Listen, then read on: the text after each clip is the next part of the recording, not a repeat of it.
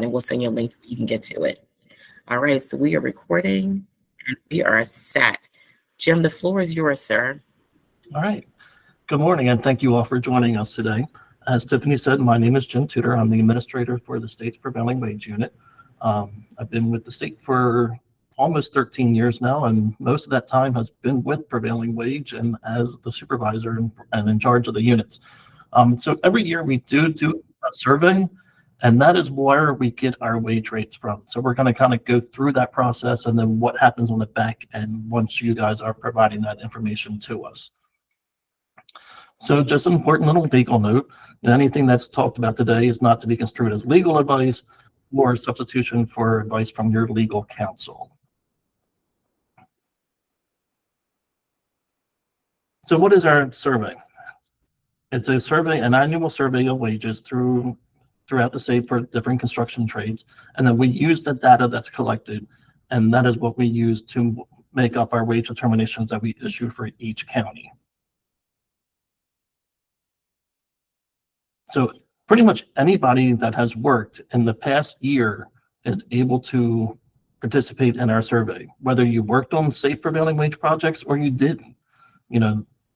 Anybody is, as long as it's on non-residential projects, you can submit information to us. So it's not just state-funded projects. You can do, certainly you can do state-funded. You can do your county projects. You can do the local Walmart, the 7-Elevens or Royal Farms, whatever it is that you're building, as long as it's non-residential, can be included in with the survey. So going back through the past couple of years, this is our survey responses. Last year in our 2022 survey, we had almost 22,000 surveys sent back to us by 446 individual contracting companies. Sounds like a lot, 446 contractors participated in the survey, but when you think of how many contractors are around in the state, it's actually a very small percentage of them are participating. So, in order to get the most accurate wage rate, the more information that's provided, the better. You can see 5 or 6 years ago, back in 2017, we had over 29,000 surveys submitted to us. We've kind of dropped down. 2020, 2021, I'm kind of thinking, COVID has something to do with it, working from home and all that. So I'm hoping to get that number back up again. So survey is open every year. We do it at the same time, so that way there's no confusion or anything. And it opens every year on September the 1st, and it closes at 11:59 p.m. on October 31st. And we don't, if you miss that deadline and you contact me on November the 1st and say, hey, I still have stuff to put in, unfortunately, I can't accept it. The law says that, it's a 60-day window, and I can only accept information for that time period. But make sure that you're getting everything in before October 31st at 11:59 p.m. So when you're out there passing out your candy on Halloween, have your laptop with you. So we do go for a 1-year period of time. So for this coming survey, which starts September the 1st in about 2.5 weeks or so, anything that you have worked from November the 1st, 2022 until October 31st, 2023. So November the 1st, 2022 until October 31st, 2023 is the year period that we're looking for. So if you've worked anything in non-residential during that period, that's what you can submit to us. And you can submit as much information as you want. It's not just, if you did 10 projects in Baltimore County, enter 10 projects in Baltimore County. If you did, work in Montgomery, PG, Anne Arundel, in Frederick County, put work in for all 4 of those counties. Again, the more information you're presenting, the more accurate of a wage rate I can provide to you guys. So we do have some survey worksheets. They're available on our website. They're under related data, and they kind of look like this. I have them split screen so they fit on. But the top portion is your project information, and that's just to kind of keep things, organized throughout your year. Survey's not just a September and October thing. Survey really is a year-long process, because it does make it a lot easier if you keep the information that you're going to be using for your surveying throughout the year, rather than having to go back now and digging through a year's worth of projects to find out the information that you need. If as part of your payroll wrap up for that project, you write everything down, put that into a notebook, and then when it comes time for September the 1st, you already have all the information that you need to submit to us. So on that sheet, you would just record the number of workers that you have, the different types of classifications and the number of workers that you have. So for this example, we had carpenters and laborers on this project. They worked 3 weeks on the project, and what you want to report to us is the peak week, and your peak week can be different for each classification of work. So your peak week, you need to think of it as like a vote.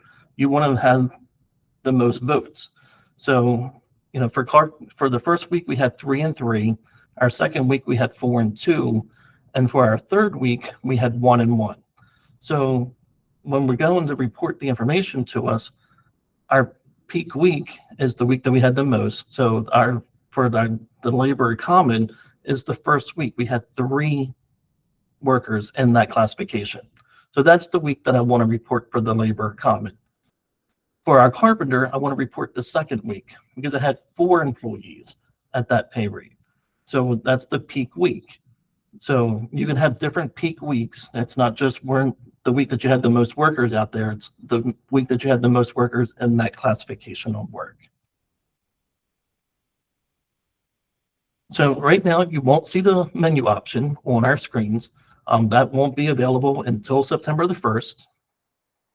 You'll see surveys show up. It will be like right around the payroll option. So you'll go in, you select survey, and then you'll see the menu option for submit survey. Your fin and name will be there because you're already signed in, so we know who you are. And then we ask a question, and it says the peak week wages I'm entering for this survey are from a prevailing wage project. And the reason that we ask that question is because we already know the project information. So we can save you a little step. If it's not from one of our projects, great. You say no, and it takes you to this screen here. And you would just enter in the project's information. When did the project start? What was the name of the project, the address, what county was it in? Was it a building or highway project? The value of your contract, a brief description of the work, and then the general contractor. So you would just complete that information. This is all stuff that we already have if it is a state prevailing wage project. So it's just a matter of clipping, saving that little screen there. So once you fill this out, you hit submit. Now it's time for you to enter the actual worker information. So you select the classification from the drop down. You would enter in your peak week. So again, going back, like for the labor, it was the first week and you had 3 workers. So I would select, common labor. I would enter in my peak week date. I would enter in their wage rate and their fringe rate, and I would hit submit. When I hit submit, they ask me, do I have more wage data to submit for this project? Yes, because I had 3 laborers on that project. So I'm going to say yes, and it will take me back to this screen, and I would enter in my labor, until I have my 3 in there. Then I still have my carpenters to enter. So I would say yes, I still have more information. I would select carpenter from the drop down, select the peak week, which was the second week, and I would enter in the wage and fringe amount that I paid the carpenters. And then I could go back and finish out that project. Once you have entered all the workers, then you would say no, you don't have anything else to do, and you can submit. That would submit it to us. Once you submit it, there is a receipt available of your submission. You can go under still under survey, and you'll see survey receipt. You can select the project, print it, make sure that it's correct. If you do have an error in your submission, sometimes you may select the wrong county, maybe you entered in a wrong wage rate, or something, you entered too many workers or whatever. There's not a delete option on the survey, just like when you're doing your certified payroll, we're not able to delete anything. So what you would do is you would just make a note on your receipt and say, whatever the error was, and then you would email it to us. We would then go in the system, mark that as an exemption, so it's not counted. As soon as you email that to us, you can go in and correct the information and just resubmit. So, if you had 5 workers and you messed up on 1 worker, you would just write on your receipt, I messed up on this 1 worker, this one shouldn't be in there. And then you go in and you submit the 1 worker for that project the correct way.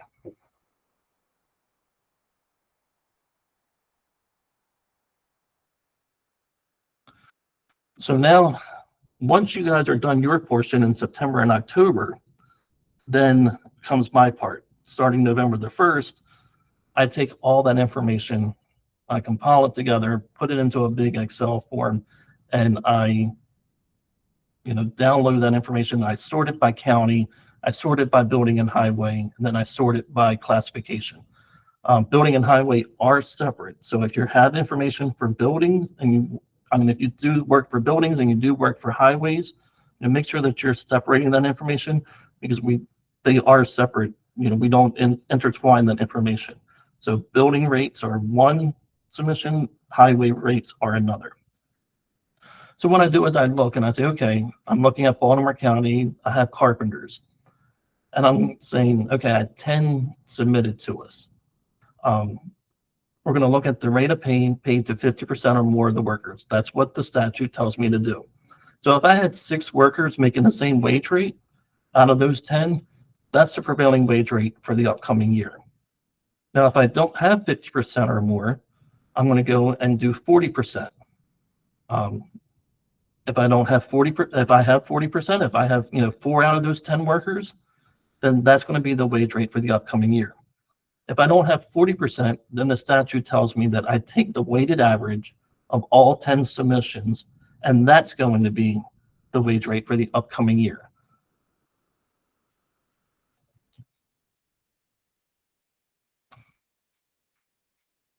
So it always happens. We don't get submissions for everything. We have a ton of classifications that we survey, and we have, it's all the counties in the state. You may not submit something for Dorchester County, or maybe Charles or Calvert County, or Wycomico County. There may be counties where there's not a whole lot of construction going on, so you may not, have information to submit for those. So what the law says is that we are allowed to borrow the data. So under this, it says that we can borrow it from localities that approximate the locality and population, degree of industrialization, and the skill of the workforce. So what that means is that we took the state and we divided it out, and we said, okay, the Western Maryland region, those counties are similar in population, degree of industrialization, and skill of the workforce. So we're going to borrow within the Western Maryland regions. And then our Washington Metro, our Southern Maryland, our Baltimore Metro, our Upper Shore and Lower Shore. So, we're not going to take a wage rate from Garrett County and have it, posted on the wage determination in Wycomico County, because Garrett and Wycomico are vastly different in population, workforce, and industrialization. So that's why we broke the state up into these 6 different regions. Now, if we don't issue a wage rate, if we don't have something to borrow within that group, then we don't issue a wage rate for that classification for those counties.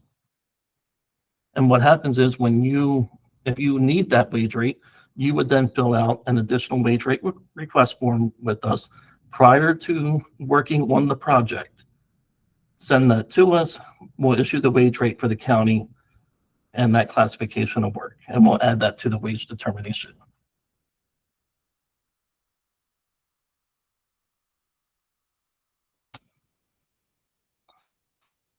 So some things to remember for your survey. Do your worksheets during the year. That's one thing that I have to stress. Survey isn't just September and October. It is a year-long process, and it will make it easier if you're doing your worksheets through the year, because when it comes time for your survey, period to submit. You're not going digging through tons of paperwork. You have it all there. You can enter 1 or 2 a day, through the entire 2-month period. What you don't want to do is you don't want to wait till that last week. We've literally received thousands a day that last week. And just like your favorite sites on Black Friday, the more people that are on the sites, the slower it's going to run. So if you can enter the information earlier on, it is a lot easier to navigate the system. So use the peak week with the most workers in that classification on the project. So again, you can have different peak weeks depending upon the classification. So your peak week for one classification may be the first week, your peak week for another may be the second week, and the peak week for a third classification may be the 7th week. Work performed from November the 1st until October 31st of this year. So November the 1st, 2022 till October 31st, 2023. You can use as long as it's a non-residential project. Rates are issued separately for building and highway. So again, building, we don't commingle that information that's put in. So if you're working on building projects and highway projects, make sure that you're submitting both. And last, survey is open every year the same time with us, September the 1st until 11:59 p.m. on October 31st. And most importantly, the information that you provide to us in response to the survey is not published or disseminated in any way. So at no point is, I'm going to put out that it says Jim's Plumbing pays its workers, $11.75 an hour with a $2 fringe, for work performed on this project.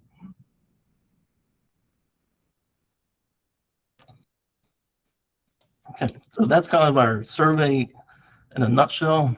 I know that I've seen the chats going up and down pretty quick, so let's start with some questions, Tiffany. All right. Well, good. I'm going to start with Mr. Murphy. Again, thanks everyone for registering and joining us. We are 19 minutes and here's our Q&A session. Mr. Richard Murphy asked the following: can we go back to being able to submit multiple numbers of employees at one time? Jim? There is not any talk of that. As I've mentioned in the past a couple times, we had an issue where contractors were, instead of hitting like 8 workers, we're accidentally hitting 89 workers. So we kind of view it as a way of deterring that, so that way there's not those types of errors anymore, and it just helps with the accuracy. Right now, there is no discussion of going back to multiple workers. Thank you for your question. Go ahead. But Jim, you're also, I know this is a voluntary program, but you're also penalizing the larger contractors that have 50 plus workers working on some of these larger Maryland state projects and having to go back through and enter the same thing 50 plus times. No wonder you have less people contributing to these surveys, because it's so time consuming.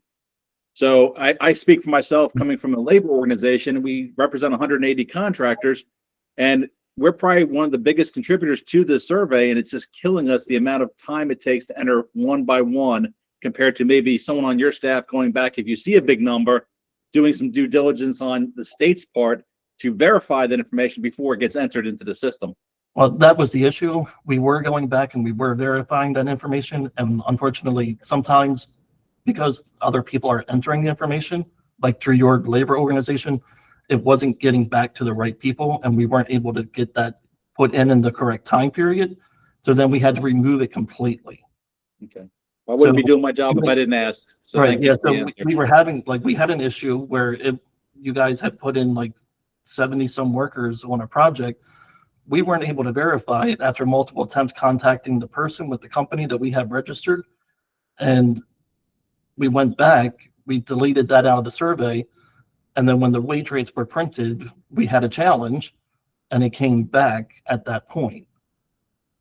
So wouldn't you reach out to the people inserting the survey, since labor organizations have the right to insert for their contractors? They have signatory, because again, we would have given you the answer, and I would have personally given you every name. We did contact them, and we contacted the employer that's listed on their behalf, and the person submitting said they were trying to get in touch to get the paperwork and stuff, and we just never got it. And by that point, the survey period was over and we had to close it down. Understood. Thank you. A good question. Thank you, Mr. Murphy. Libby Crothers has a question. She says, can we leave the fringe blank if you're entering information for a non-wage related project? Jim, could you answer that, please? It is for the wage rates that you're paying for the workers, so it should be their wage rate and their fringe being submitted. Thank you. Leah Waters asked a question about jurisdiction. She says, hi, good morning, Leah. She said, I may have missed a point. Am I also including projects outside of Maryland? I think someone else had a similar question about jurisdiction. No, this is only for projects that you've worked on within the state in the past year. Okay, great. And I think you received this at the beginning, and I also put a chat function, but just so we get it out there, we say it again because people joined us at various times today. Tiffany, are you saying that we're completing the survey only for prevailing wages work between 11/1/2022 to 10/31/2023? The Jim, time that is period, yeah, the time period is correct, 11/1/2022 to 10/31/2023, but it's not just for prevailing wage jobs. You can submit any work that you have done as long as it's non-residential work. all So non-residential you've work done, inside that period. a Home Depot, 7-Eleven, a church, whatever you've done in this past year. Okay. Naheed had asked it, but he said, well, we have other projects outside of Maryland, but those are not pertain to DC, which is a district. So that's not, those Right. Yeah, projects aren't DC, eligible anything for that you work this DC is survey. not included. Great. Dwayne has a really good question. She says, hi, if we're entering prevailing wage rates, won't that inflate the average since they are mandatory rates? Our non-wage rates are considered lower. How do you take this into account? Could you answer Dwayne's questions, Jim? You can enter in what projects that you want. You can enter in prevailing wage projects. You could enter in non-prevailing wage projects. And then we take that classification in each county and we look to see 50% or more of the information that's submitted. And that would be the wage rate for the upcoming year. If I don't have 50% or more at the same wage rate, then it's 40%. And then if it's not 40%, then we take an average of all the information that's being put in. That sounds great. Jenny asked a question, I think, as you were going through 3 or 4 slides back, and she says there is still an upload function. Yes? No, unfortunately, we don't have an upload function for this. Just the bulk upload of the certified payroll, but we don't have a bulk upload for the survey information. Great. Thank you for answering that. Ratna has this question. If you only work on wage scale projects in Maryland, does it make sense to report? It seems like it'd be redundant. Yeah, because we only have, we don't take the information that we already have, like from certified payroll. So we don't carry that over. We don't automatically just submit that information in.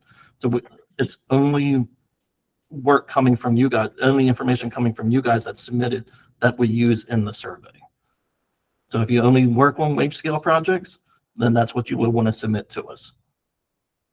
So Ragna has a follow-up question. She says, but you would never lower rates, right? Sometimes the rates do end up lower, depending upon who's submitting. It varies. Who's submitting, how much information is submitted.